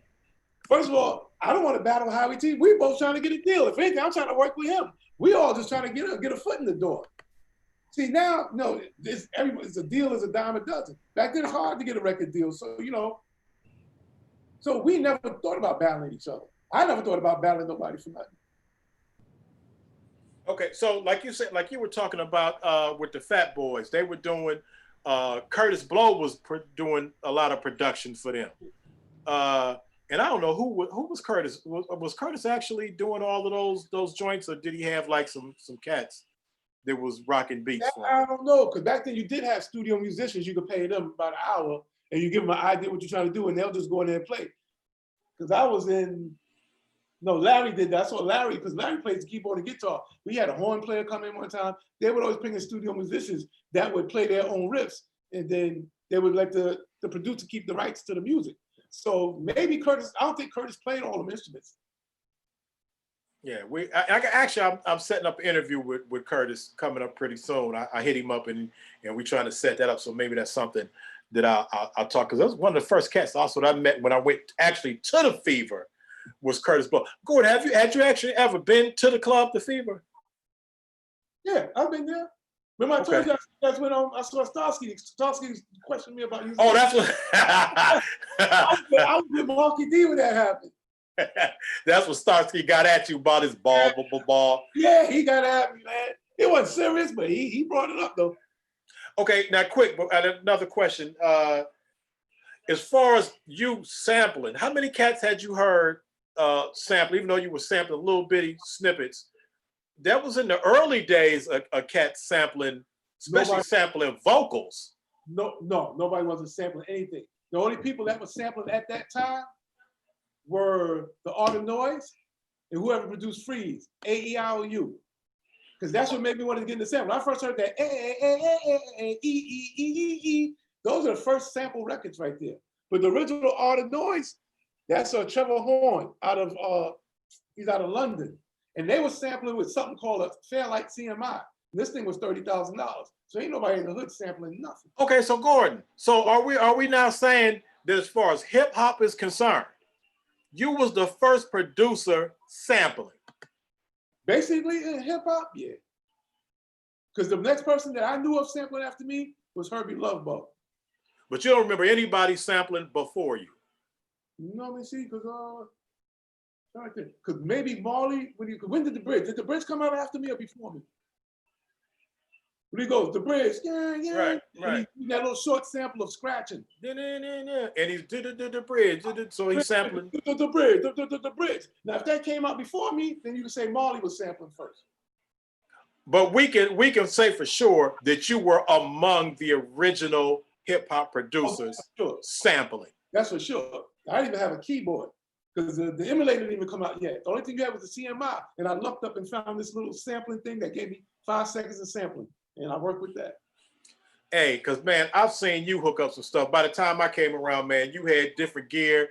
You was Jimmy rigging stuff and coming up because you even on Nightmare on Chill Street, I think you added like some scratch to it off the computer where you was scratching. Right, yeah. I used the modulation wheel and was doing with the keyboard with the modulation wheel, like that, yeah. While eating popsicles and egg drop soup every day. Say it. You remember the egg drop soup? Hey, Gordon, you was killing the egg drop soup. You go around to the store. Cheap and hot for $1. You couldn't Hey, man, I didn't never get down with egg drop soup until I got down with you. Then I started getting egg drop soup. Yeah, man, egg drop soup. That's what's up. Go ahead, D. Oh, and again, I'll put the link into the chat. If anybody else wants, before we wrap it up, anybody else want to come on the Zoom link and shout out Gordon, now's your chance. Go ahead, D. When you had downtime, did you have beats rolling through your head, and how did you get them out, or are you finished with producing right now?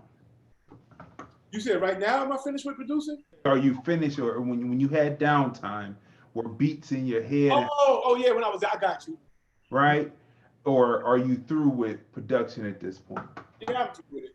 I'm through it because to try to follow what's going out there right now that's not my thing. I like beats that can actually be played by a drummer. When I hear beats that go, I'm like, I don't know. You say you rather hear the real dude do it. My thing is, I like when it was complex too. I think the first time I said, I don't think I like the music business too much was in 2006. When I rebuilt my studio. I came home from the first Fed bit. So I'm home. Now I made a little bit of money. I built me a new recording studio. So now my son is like, Daddy, I want to make some beats. So I said, man, you can't mess with this equipment up here right now. Let me give you something you can play with, right? So I gave him the Fruity Loops, $99. Here, take this going downstairs, right? About 45 minutes later, my daughter calls me from somewhere and goes, hey, is Gordy in your studio making music? I said, no. She said, he just sent me 4 beats and they sound good. I said, what are you talking about? I went downstairs. In 45 minutes, the dude learned how to make the beats, made 4 beats, mixed them down, and published them and had them out. It was Wow. getting views. I'm like, I'm done. It's too easy. I like a challenge, man. It's too easy just dropping the. Nah. Wow. Hey, well, aside from and we go wrap it up unless somebody else wants to jump in on the Zoom. Aside from you seeing, you know, Jay-Z come up and do his thing, did you know that the Sandy and Cheryl Salt and Pepper was gonna become the female icons? Because now they got a movie joint jumping. Did you think that they were gonna be like that big? No, you never think you're going to be big when you're doing it. You just do it because you do it.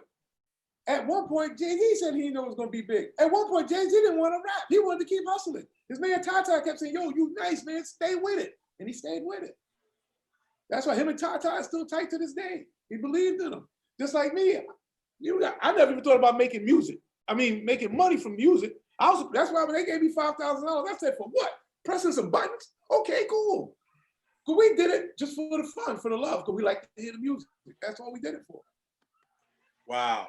And what about, and you talk to your man Dana. You know, that's my man. Dana's been on the show. Yeah, I spoke to Dane the Great. Dane, man, that's my dude, man. Dane the Great. That's a funny dude. Hey, what is it about Brooklyn? And just in general, and one thing, especially in the 80s, when you would come to New York, Brooklyn, and probably even now, Brooklyn has its own type of thing, its own swag. It's not like Queens. It's not like Harlem. And Harlem cats got that swag. Right. But Brooklyn has this, and I don't think anybody reps for their borough as hard as Brooklyn does. I mean, across the board, not just hip hop, but across the board. Right. I mean, what is that makes y'all rap for? I mean, you know, Dino, we rap for Cleveland, but man, y'all in Brooklyn, man, y'all rap hard for that. What's going on with that? It's more or less, that kind of came from back in the days when they would say, Manhattan make it, Brooklyn take it, because Brooklyn dudes would go anywhere.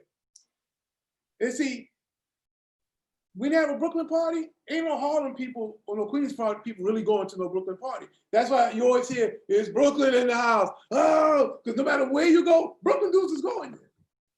Hey, I've been to many, man. I did a show at the Latin Quarter in Manhattan. Stage way up there in the air. Hope you don't Man, fall from there. Man, that stage is crazy high.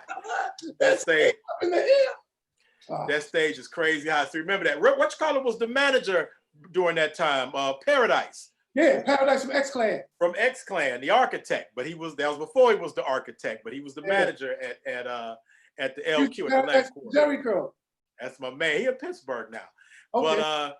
But my man Claude. But yeah, I was at the Latin Quarter doing a show, and they was like, yeah, such and such and such, MC Chill, you know, from Cleveland, Ohio. And the crowd was looking like, Cleveland, Ohio? And ain't nobody shout out nothing.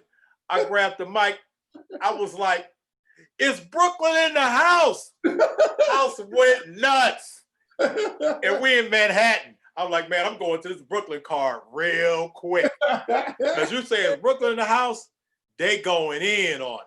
Yeah, Brooklyn go everywhere, man. They used to go to all our parties. All right, hey, Gordon, we about to bring in my girl Ladosha, who said she used to have a crush on you. And you asked me about that the other day. Yeah, I saw it on the timeline. On the timeline. So we're gonna find out about this, Gordon. We bringing Dosha up in the building. Let's see. Let me get her up on here. Ladosha, where you at, babe? Okay, I can see that she is connecting her to audio. She has a camera. She has a Ladosha's iPhone. We should have her in there. We're gonna find out where this crush actually took place at. I saw when she put that on there too, but that's my BFF. Okay. All right, it's taking a while to. Okay, here we go. See it over here. She's connecting the audio. Dose, you in there? Okay, does not have sound. It's not even Dose. Whatever it is, we don't even hear any sound from it. Okay, here it is. Connecting the audio. Bam. Okay, audio. I ain't got no picture over here. Okay, it's coming. No picture over here either. But it's coming. All right. Let's see if we can get her unmuted. Ask to unmute. She's unmuted. Dosha, talk to me. Yo, what's up? What's up? What's up? All right. You know I was just itching to get in. I was waiting till the end. All right. Now, can we get a picture? Can we see you? How do you do it? You got to hit the camera. It'll say something about audio. It's look for one of them buttons. The same thing you have to hit. It should be a button to say audio. You don't see it? Okay, you just hit your excuse me, it should have said video. My bad. Okay. Okay, here we go. I think she was just about there you go. There's a picture. All right, now you gotta put your sound. You gotta get your sound back. You on mute. Hey! What's up, Chris Gordon? What's up? Doing the phenom in the phenom suit. I got out the house. I thought I was cute. Woo-woo! What's up? How you doing, man? Oh my gosh! I feel like I'm 16 all over again. We ain't gonna say 50 nothing. We just gonna say 60. What is up? What is up? What is up? I'm fine. I'm fine. You got your #1 fan in the house from Cleveland. Back in the day, tell him, Chill. I used to be real cute. Dosha I used to be real cute. She's still cute. Talking about. So, No, I mean Fresh Gordon cute. That kind of cute, you know. I got you. so Dos, You got me. Did you meet Gordon at my crib or hanging out? I did. You actually brought him to our house. We was on Leonard Craig. Oh, he wrote. Yes. Gordon is hanging out on Leonard Craig? Yes, he had the little feline, he had the little Kango on and everything. I was like, oh. I was like, oh, he cute. You know, the album didn't do you any justice. See, everybody was all on LL. I was like, no. Me and my girls was like, Fresh Gordon. Oh, yeah. The funky Fresh Gordon hanging out down on Leonard Craig. It's nice, isn't it? It's nice to meet the people. You know, hip hop is not what it used to be. I'm not hating on you know, Nicki Minaj and all. They cool, they all right. But I'm telling y'all was the whip. I mean, just the swag, the style, the language, the vernacular. You guys were like men, like brothers, like, you know, and it was okay to be feminine because you actually like girls, you know, so you could be real cute. You know, you can have real hair and, you know, your hair could sweat out, you know, on the dance floor today. Oh, these girls don't sweat today. You know, I mean, it was like really, really nice to grow up in that era and then to have the opportunity to see you guys to meet you in real life. So when Chill posted, I was like, oh, if Chill is gonna have him on the feet, I'm coming in. I saw it. Got hit Chill. I said, who's that?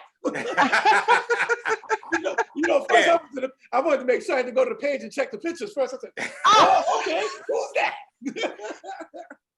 He said, is this fake? You know, because they be putting them twirls out there. No, I'm a hairstylist, so you know we're always working. And so, so I was gonna be late, but Chill knew I was coming. I was driving home skirting on 22s, you know. I'm tripping that I brought Gordon to Leonard Craig. I took him to your crib. Yes. Actually, I don't know. I think, he was. I want to say Flavor Flav was actually with y'all that particular day because I think y'all was trying. Now, was it separate? Okay, all right. So I know you brought Flavor Flav once, but I did bring Flav over there once. Yeah. So he was just like slender, sexy, you know, just that language, that new. Because Cleveland guys were just a little too, you know.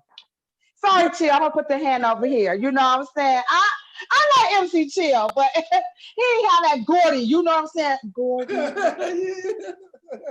Look at Gordon getting Cleveland love. Still. But that's what I'm saying. Like, you know, when you grow up, you know, like I think at the time you don't really realize how you influence people. Like I went to college and I have a degree in social science. So one of the things they taught us is that learning can be like proactive, like people won't get it till later.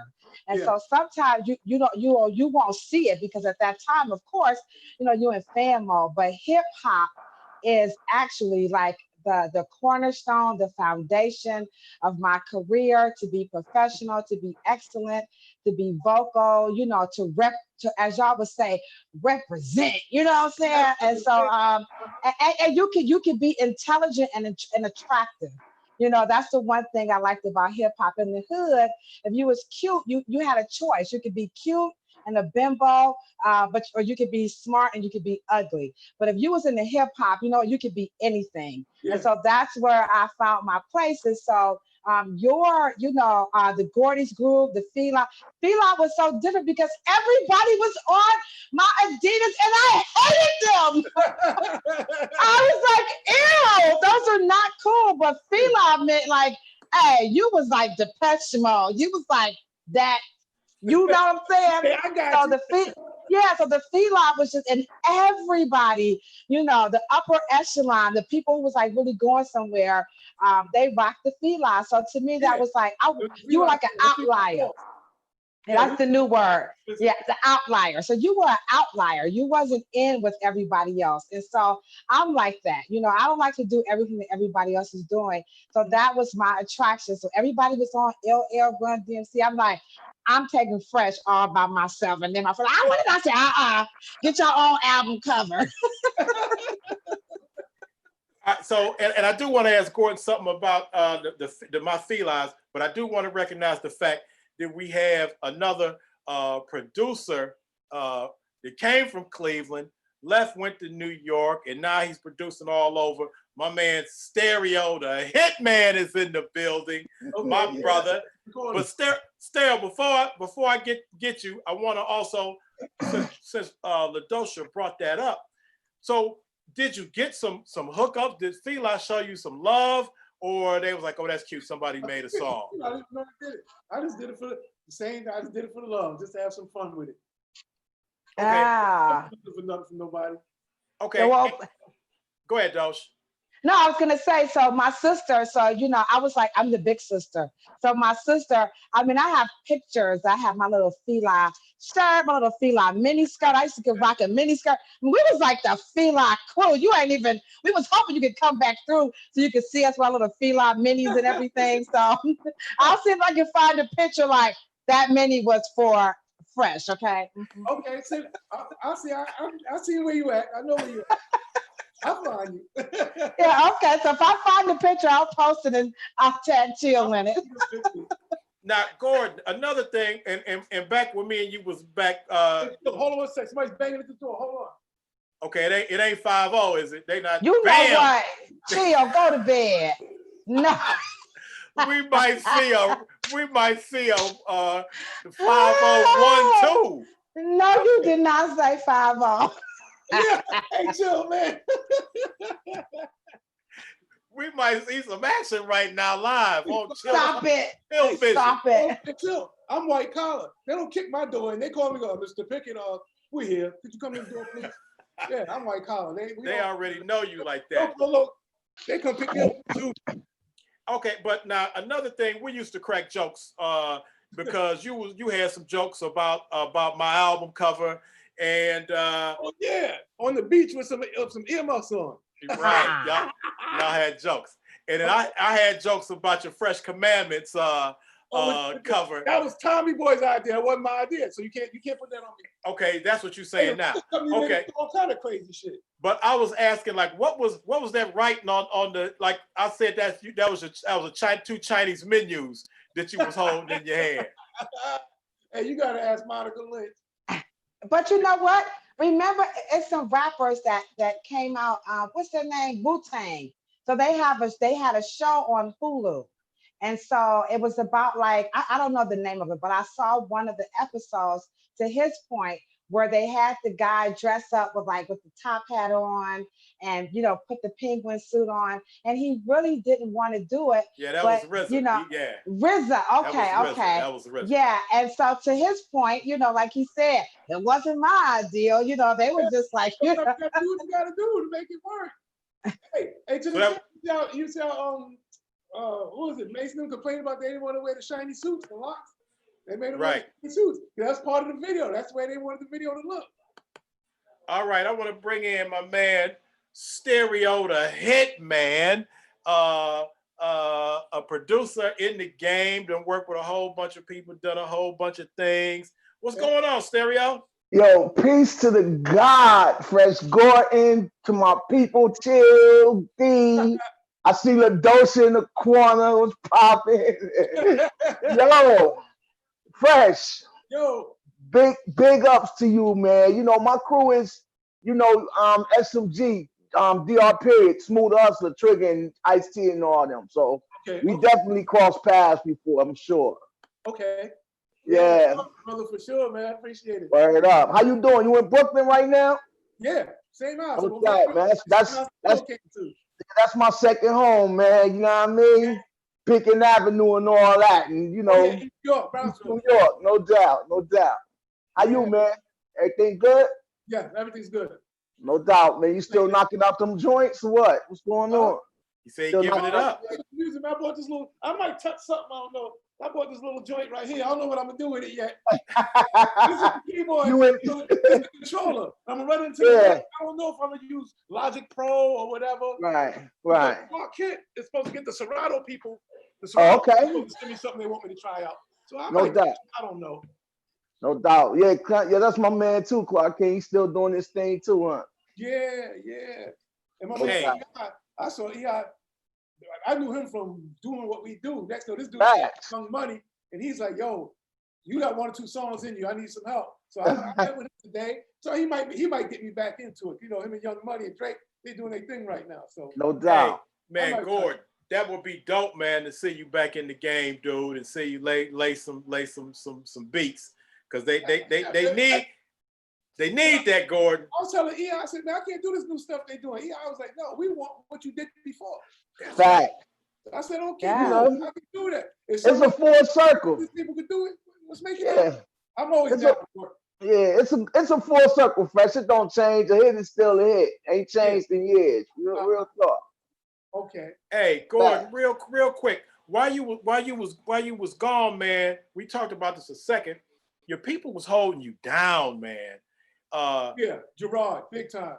Big ups to Gerard. Gerard buried my mother. My mother passed in 2016. He went to the funeral and carried my mother on his shoulder, man. Man, Vicky told me. Vicky called big ups to Vicky Love. She always would pass information. JP would pass information. I hit up with Gerard sometimes. Would hit me up. Boss would jump out there. Yeah, the mellow B-wax. and jump out with some information. But yeah, your people held you down, man. They kept your name out there. Right. While you couldn't rap to us. So big ups to your squad, man. Yeah. And all your people in the BK. And man, in Stereo, you told me, man, I had a room there at that house that he at right now, that brownstone. Somebody was supposed to stay at the hotel where? Man, go left front. I had a room there. I stopped. Hey, but go ahead, Gordon. The hotel, because the idea might pop in my head. I ain't got time to bring you back. Right. Wake you up. Let's lay this down real quick. That's how it go. You know how it go. Sleep in the studio, wake up in the studio all day. Yeah. That's a fact. Exactly. Yeah. And you know what's crazy too, Fresh? That it's crazy that them brownstones is like millions of dollars now. Ain't that crazy? Why you think I'm sitting here smiling? No doubt. I already know. I'm already know. 3 million on this building right now. In the condition that it's in. So I'm like, Exactly. take a mortgage out of this, and I'm gonna get enough something in Atlanta where my family's at. I have no family up there. Yeah. Basically, I got a lawsuit going because somebody tried to do something illegal to this house. So Okay. I'm all work, and I got a lawsuit going. So if I get some money from the lawsuit, so I'll be all right. Yeah, Yeah, that's a nice brownstone that he is. Yeah, he's sitting in the gold mine. He's sitting in the gold That's a mine. nice brownstone, man. That was my Brooklyn. That was my Brooklyn home. Yo, Now chill. You have to admit, every year when I ask you, how's Fresh Gordon doing? You did. Okay, go ahead. She would ask me about you. Every year. I was like, when you talk to him, tell him I said hello. So now you know who she is. But and before this interview, didn't I? I had asked about. I said, how's Fresh? Is everything going? No, she's still okay now. So I was rolling on the sideline. I just want to let you know. You got your Cleveland fans. You can always check and find out how I'm doing. I'll be right here. Gordon, look who we got in the building for you right now. My man Gerard in the building. Gerard, open up your mic. Is Gerard's mic open? Open up your mic, Gerard. There you go. Yes, indeed. I'm here. What's up, guys? What up, Big G? What's going on? Man, we just chilling, man. My man Gerard. Hey. Yeah, man, you skipping a lot of stuff, man. You got a lot of history there that you're not sharing with the public, man. What I forgot, Gerard? You forgot the days with Dana Dane, the studio days over in Bayside Studios. Oh yeah, Bayside. Yeah. See, Chill don't know about all that stuff that happened back then. That's the studio where Herbie originally worked out of, the David Ink studio. He had a garage in 1987. I mean, a full recording studio in the garage. I think Dana actually brought that up when I did the interview with Dane. But you know, we know Gerard gonna show up and start bringing up other stuff. Yeah, see, Gerard gonna take another 45 minutes. Damn it, you let him in. But hey, Gerard, let me ask you this, because like I said, when I tell the story, man, of being in Brooklyn and just meet you guys, man, all of y'all down in the BK, down in Bed-Stuy, man, y'all was so cool, man, and y'all was tight. Y'all was like a family to each other. And for you, I know you're glad to have your man back like that. Absolutely. But what, tell me about what do we need to know before we shut it down? And we're gonna make sure the Crazy D get another question in. But what do we need to know about this dude? Because this is your man right here. You know, he had no boundaries when it came to the music. It was just something to do. It's like, one year we're riding motorcycles. The next year you got the little 303 drum X, and then turn into the 606, I think it was. The 606, then he had went to the 808. Yep. Then the Pro One keyboard. This is way before I think the only ones was out that was really doing music was, like he said, he touched on, was Howie T. That was it. And Brooklyn. Yep. I knew that for a fact. Yeah, Howie was doing his thing, because we had another guy that we rode motorcycles with, the other Gordon, and he used to hang out with Howie T because they used to ride around with the hooked up the BMWs, and that's how we got linked up with those guys. Yeah. All right, now. No, go ahead, Gerard. Yeah, but going back to those days, going back into the studio days, those are some great memories in there. But I want to start off out. I remember going to the Cleveland and enjoying times with you out there, man. I think actually, if I remember correctly, you introduced us to the Leverts. Yeah, if I remember for sure. correctly. Yeah, for sure I did. Yeah, and at the time I didn't know what he was. My parents did, but we rolled out. But I remember that with Red. Remember your man Red, Chill? My manager, yeah. Yeah. Got us and drove us 10 hours in a van. Hey, as a matter of fact, hey, Stereo, you and Ladosha, you're gonna be tripping off of this, because me and Red made a road trip to New York not that long ago, and so we started talking about old school stuff. I didn't realize, because I rode with Red and AB Walker, I didn't realize that AB said, Chill, I rode with Red to New York to pick up Gordon and him. Yes. The other dude that was with him, AB Walker, is Gerald and them's cousin. Yeah. And a dope tour manager. He rode with the big boys still today as tour manager. He's like, Chill, I was there with Red when he picked up Gordon and them. Yep. I remember one time it was me, Jazzo, Gordon, and we rode all the way out to Sandusky in that van. And Buster. Great time. And Buster. Was that Midway Lake? No, we went That was the Hawaii Luau. That was Midway Lake, the Hawaiian Luau. And No, this was a club Shannon in them Sandusky. It was a well. Oh, you know what? I don't know if it was a club. I think we just had some people out there. Okay. Pam, that was her name, Pam. Yeah, Oh, no. Gordon. You know, Gordon had some hookups out there, and so we rolled out to Sandusky like that. But for sure. But I mean, I done told Gerard and Buster, man, many times, man. I appreciate. I mean, you know, I'm working with Gordon, but okay, hold on. I think Ladosha trying to get back in. But y'all cats showed me love, and I know y'all had to be looking at me like, where does Cleveland dude come from? Like, what's his deal, man? It was never that. We don't look at people like that. All we do is size people up. What kind of dude is he? In the minute you start, being honest, who you are, and cracking some jokes, and can laugh with others and laugh at yourself, there it is. Yeah. Y'all was mad fun, man. It was man. Our thing is to network to where same you cool. Once you cool out here in New York, now we know it. We're coming to Cleveland. What we doing? Hey, chill. Let's go check. Drop in on him. We can drop in on anybody. I ain't got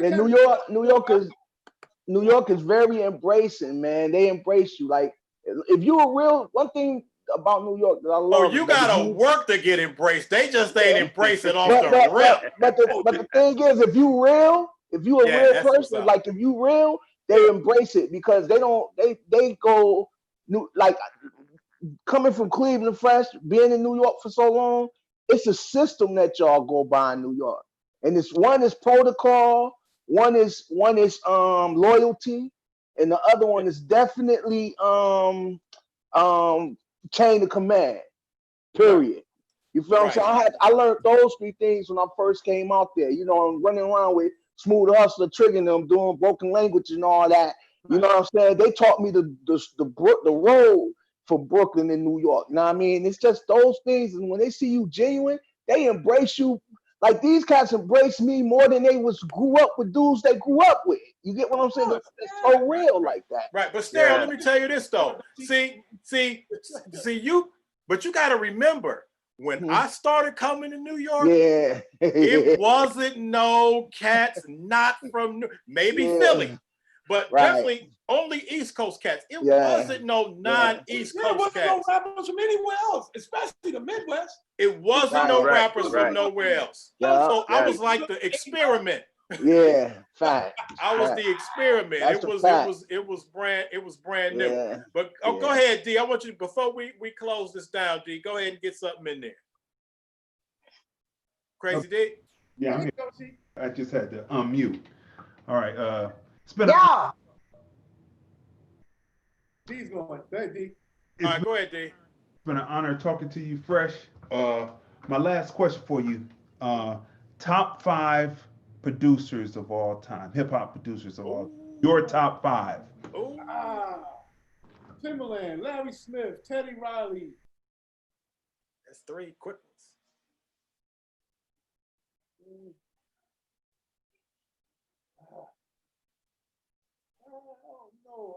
Quincy Jones. Nah, Quincy Jones is at the top. Oh, come on, we ain't letting you count Quincy Jones as a hip hop producer. We're not letting you get away with that. Yeah, remember, ain't that many really producers that I know that just have a unique sound. It would be the 45 King, Fresh. Oh yeah, the 45 King. Oh, you was down with Mark 45? I don't know what's wrong. Yeah, Pete Rock. Rock. Okay, so that's 5. He threw Mark the 45 King in with an assist from Stereo. What about that's the top 5 under me. What about Right. Go ahead, D. No Bomb Squad? Actually, I didn't even think about that. The Bomb Squad. Hank. Off the head. I don't think about the head. Because then you got Dre. I just missed Dre. And you guys say the Soul Convention too. Hey man, how y'all gonna tell that man what people he gonna have on his list? Because it's like so many. 5 is too. You should have said 10. 5 is too short. That list too short. Yeah, that's too short. Hey, but since I got Gerard, since Gordon don't remember, maybe you remember, it was a light-skinned dude who used to hang out over there, and he could rap. I don't know. Gerard know better than me. Gerard, that's why I'm asking Gerard right now. I want to say he had freckles. Yeah, he said it would be either the guy Finesse or Ike? Ike. That's That's Ike with the freckles. Oh boy, Oh, now do it you very remember. well. I can tell. Yep, Yeah, that was it. B-Town. Me down. No, I told you, Gerard is better than me, man. Gerard know everything. That's who it was, Ike. That's I knew Gerard was gonna know. That's who it Yeah, was. Ike was different. He was definitely different with his time. It was unique. I dug the way he was unique. I'm like, oh man, somebody need to get this cat something. That was what Homeboys doing very well. Yeah. All the stupid dude on his neck. He ain't got no job, no respect. He's out there selling that drugs. Yeah, he was doing that all around like that. Yep. You know, there was a lot of guys that they and where they at now that came through there, and some that weren't. But everybody that came through, if they couldn't take a joke, they felt it. One guy that I knew could take a joke was definitely could take a joke was Jay-Z. I remember that. You know, he liked to dish him out. Dana was pretty good with it, but one that had a problem taking jokes was Father MC, and I know Gordon remember that. Oh yeah, Father can't take a joke. Yeah, we used to rank him out. He can't take it. They go work up in Gordy's crib. No sir. Hey man, let me tell you something, boy. But y'all be hard. Y'all man, y'all have jokes, man. Y'all'll be on somebody. Yeah. Come on. Hard. I remember the first time the Father said something slick, and then right after he said something slick, he went into the booth. So I said, I put the beat on, so we're gonna try to work out a song he got. He said, Father is back. Remember that, Gerard? I said, Father's back. You ain't even got here in the first damn place. He was back. I said, you ain't been nowhere. How you back? You ain't left. What are you talking about? Man. Y'all had jokes, man. I was glad when y'all got up off me. I had to come throwing elbows, because if y'all have said something one more time about how y'all think I sound country, I'm like, man, y'all got to get up off me on that. But I had to stop. Then y'all start. That's when I was glad when little Big Head Jeff would come over. Y'all had jokes for him. Yeah. Remember that? He said, little Big Head Jeff. Yeah. That went out. I was like, man, I'm glad little Big Head Jeff here, because now they gonna have me jokes on him. Because you can't confuse him with Jeffrey D. So that was the two Jeffs. Matter of fact, Jeffrey D was in Choice, right? Yeah. Yeah. Okay. Yeah. All right. That's what I thought. Yeah. Right. Jeffrey D was in Choice. Mm-hmm. So, we about to shut this one down. Okay. LaDosha, you got anything to say? You got your man, the Funky Fresh Gordon here. I just want to say it's so glad to see you again. And I hope we get a chance to all meet up when all this is over with, and we'll stay in touch online. We will definitely stay on touch. I will hit you soon. All right, we gonna shut this down, guys. I appreciate everybody coming on, Gordon. Yeah, thanks for everybody. Yeah, Gordon, we gonna continue to build, man. It's good when Vic Love called me up and said, "Yo, chill, Gordon is home." I'm like, "When did he get home?" She was like, "Yesterday." I'm like, "What?" Let me call that man. So big ups to Vic Love for shouting it out and keeping me updated on all news, Gordon. And the same thing, JP sometimes would hit me up. But I talked to JP about other stuff. We tried to get some other business going and some other things. So big ups to JP. He even hit me up about when they started the Salt and Pepper Project, because my boy wrote the movie. Abdul Williams wrote the Salt and Pepper movie. And JP called me up and said, "Yo, man, before I start telling this kid Abdul all our business, he told me he was from Cleveland. I asked him, did he know you? He was like, yeah, chill, my dude." JP called me up, said, "Talk to me about this kid." I'm like, "No, he's a nice dude, man. Good dude, trustworthy. He did the new edition of Bobby Brown joint. And other than that, he's a good dude just all the way around. Abdul Williams, good dude." So but JP hit me up and asked me about him. Okay. But hey, I appreciate all of y'all. We go talk. Yes. We go keep it up. Hey, Gordon, make sure you hit up Jaquan. Okay, we'll do. I got it.